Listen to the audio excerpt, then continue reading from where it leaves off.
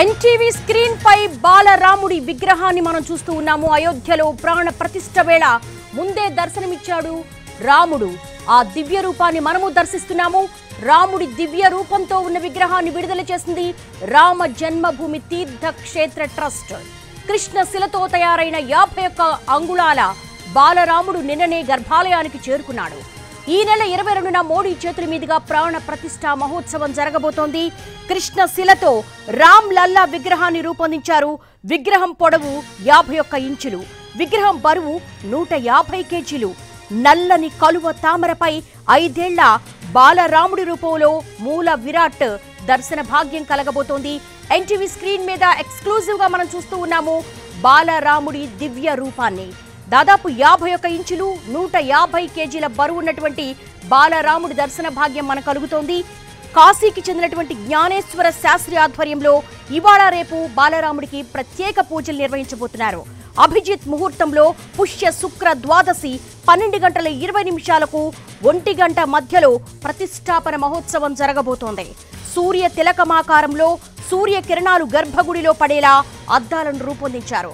నిన్ననే గర్భాలయానికి బాలరాముడు చేరుకున్నాడు. కృష్ణ శిలతో అత్యంత నయన మనోహరంగా రాముని విగ్రహాన్ని మనం చూస్తున్నాము. బాలరాముని ప్రాణ ప్రతిష్ఠా మహోత్సవానికి ఇక గంటల సమయం మాత్రమే ఉన్న పరిస్థితుల్లో ప్రస్తుతం మనము ఎన్టీవీ ఎక్స్క్లూజివ్ లో చూస్తున్నాము. ఈ నెల 22న మోడీ చేతుల మీదుగా ప్రాణ ప్రతిష్ఠా మహోత్సవం అంగరంగ వైభవంగా జరగబోతూ ఉంది.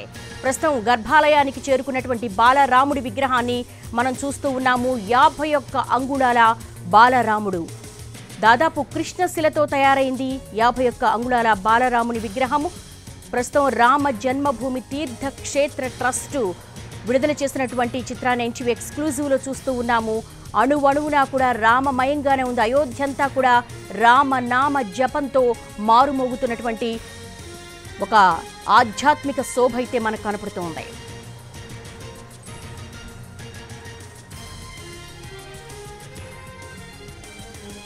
అయోధ్యలో ప్రాణ ప్రతిష్టకు ముందే బాలరాముడి దివ్య రూపం దర్శనమిచ్చింది. రాముడి దివ్య రూపాన్ని విడుదల చేసింది రామ జన్మభూమి తీర్థ క్షేత్ర ట్రస్ట్. దీనికి సంబంధించి మరిన్ని వివరాలు అయోధ్య నుంచి మా స్పెషల్ కరెస్పాండెంట్ దినకర్ మరిన్ని వివరాలు అందిస్తారు. దినకర్, ప్రస్తుతం మనం ఎన్టీవీ ఎక్స్క్లూజివ్ లో చూస్తున్నాము 51 ఇంచుల ఆ బాలరాముడి విగ్రహాన్ని. ఇంకా ఎటువంటి విశేషాలను తీర్థక్షేత్ర ట్రస్ట్ రిలీజ్ చేయబోతోంది? ఎన్టీవీ భక్తి టీవీ ఎక్స్క్లూజివ్ గా సమర్పిస్తున్న ఈ ఫోటో మాత్రం ఖచ్చితంగా కూడా బాలరాముడు ఎలా ఉంటాడు అన్న దానికి సంబంధించి భక్తులంతా ఆశగా ఎదురు చూస్తున్నటువంటి ఈ సమయంలో ఖచ్చితంగా ఈ యొక్క పిక్చర్ ఏదైతే ఉందో ఈ యొక్క విగ్రహ మూల విరాట్ స్వరూపమైనటువంటి విగ్రహ ప్రతిష్ట 22వ తారీఖున జరుగుతున్నటువంటి నేపథ్యంలో ఇదే అంతిమంగా అక్కడ ప్రతిష్టాపన చేయబోతున్నటువంటి విగ్రహం.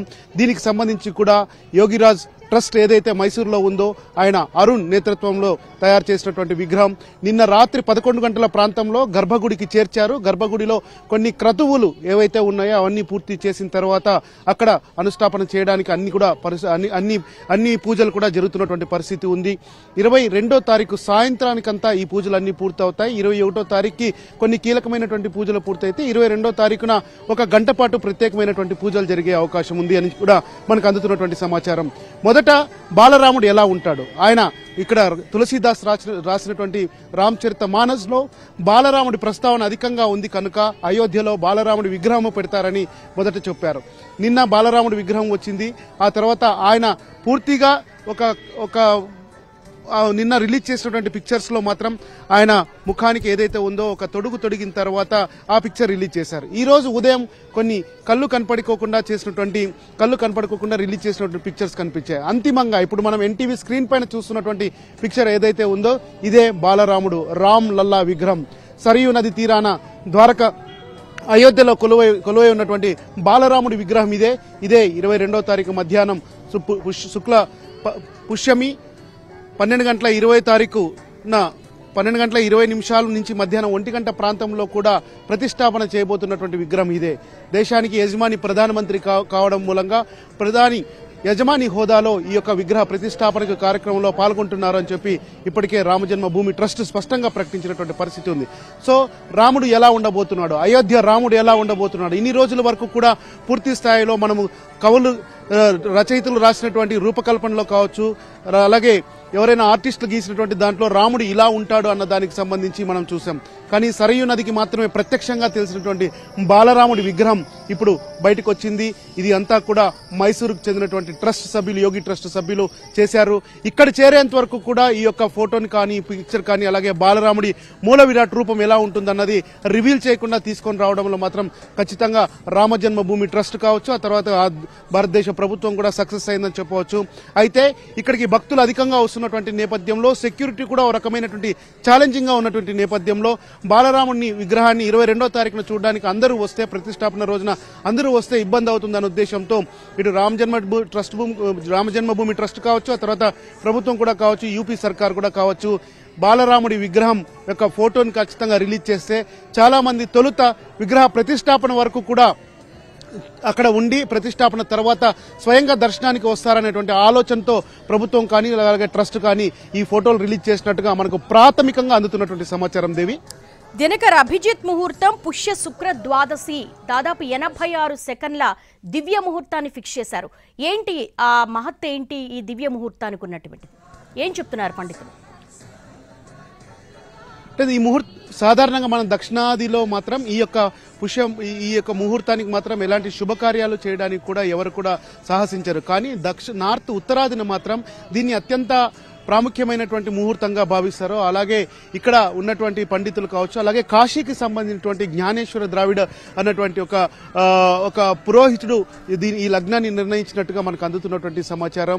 సో ఈ ముహూర్తాన వారు ఖచ్చితంగా ఈ యొక్క ప్రతిష్టాపన చేయడానికి అద్భుతంగా ఉంది కనుక ఇది చేయాలని చెప్పి రామజన్మభూమి ట్రస్ట్ వారికి సూచించడంతో వారు ఈ ముహూర్తాన్ని ఫిక్స్ చేసినట్టుగా ఉంది. అయితే దక్షిణాది యొక్క ముహూర్తాలకి, క్యాలెండర్కి, ఆ తర్వాత ఉత్తరాదిన ఉన్నటువంటి క్యాలెండర్కి కూడా చాలా తేడా ఉన్నటువంటి నేపథ్యంలో ముఖ్యంగా ఇది అత్యంత దేశంలో ప్రతి ఒక్కరూ పండగలా చేసుకునేటువంటి పండగ. రాముడి యొక్క బాలరాముడి విగ్రహ ప్రతిష్టాపన అన్నది అందరికీ పండుగ లాంటిది కనుక మొత్తం దీనికి ముహూర్తాన్ని నిర్ణయించినా కానీ ప్రజలందరూ కూడా బాగా వాళ్ళ ఊర్లలో ఉన్నటువంటి రామాలయాల్లో కూడా వారికి అనుగుణంగా, వారి సంస్కృతి సాంప్రదాయాలకు అనుగుణంగా పూజలు జరుపుకోవాలని ప్రభుత్వమే స్పష్టంగా ఒక ఆదేశాలు చేసినటువంటి నేపథ్యంలో సో ఇక్కడ ముహూర్తం కన్నా బాలరాముడి యొక్క విగ్రహం ఎలా ఉంటుందన్నదే అందరూ కూడా ఆసక్తిగా ఎదురు చూస్తున్నటువంటి అంశంగా మనం భావించాలి. అది ఎట్టకేలకు రివీల్ అయింది. ప్రజలంతా కూడా దేశవ్యాప్తంగా ఉన్నటువంటి ప్రజలు కావచ్చు, అలాగే మనకు ఇక్కడ భారతదేశంతో పాటు రాముడి మూలాలు కలిగినటువంటి, రాముడితో సంబంధం ఉన్నటువంటి దేశాలు మలేషియా కావచ్చు, దక్షిణ కొరియా కావచ్చు, తర్వాత నేపాల్ కావచ్చు, కాంబోడియా కావచ్చు, ఇలాంటి వారందరికీ కూడా ఇప్పుడు ప్రకటించినటువంటి విడుదల చేసినటువంటి